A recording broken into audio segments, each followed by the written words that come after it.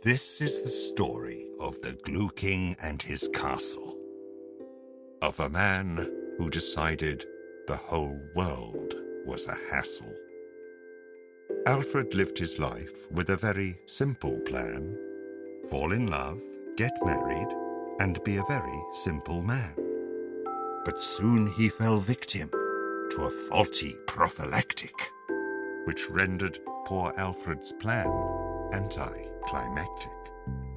Being with Elizabeth was not what he had thought, and his marriage, without love, began to fester and rot. One baby later, a fight resulted in force. So Alfred got a lawyer and filed for divorce. His whole world was coming apart at the seams, so he went off to the city to follow his dreams. Lost and alone, with 1,000 thoughts unsaid, Alfred set out to build the world in his head. In Alfred Land, nothing ever brought people down. They just floated back and forth. That's how they got around.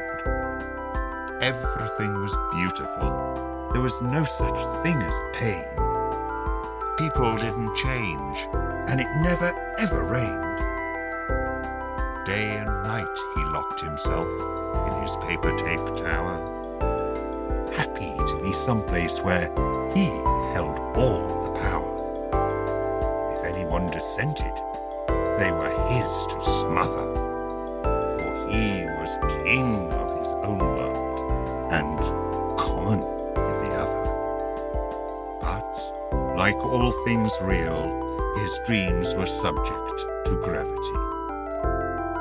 And eventually Alfred Land fell into depravity. One by one, his castles fell from the ceiling, and Alfred was left with a familiar feeling. Little did he know, the greatest joy in his life would come from his tired and lonely ex-wife. Leo was 6 and thought he could fly. Cheerios were donut seeds, and to grow up was to die. Alfred and Leo became the very best of friends. And that's where this story comes to its end. You see, the world wasn't perfect, but they were in it together. And at least it existed, despite the bad weather.